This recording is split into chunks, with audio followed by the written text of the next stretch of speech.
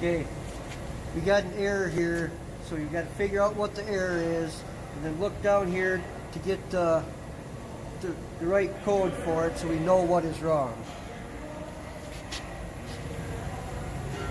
Now I'm going to turn it to manual and try moving it.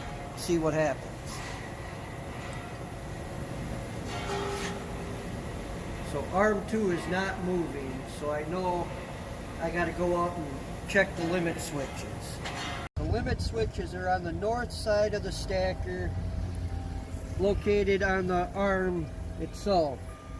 So I'm going to flip this top one up a couple of times, then go down to this bottom one, flip it up a couple of times, and then down a couple of times.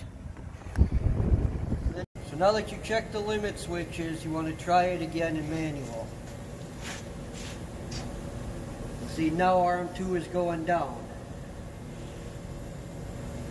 Flip it into auto and make sure both of these green lights are on.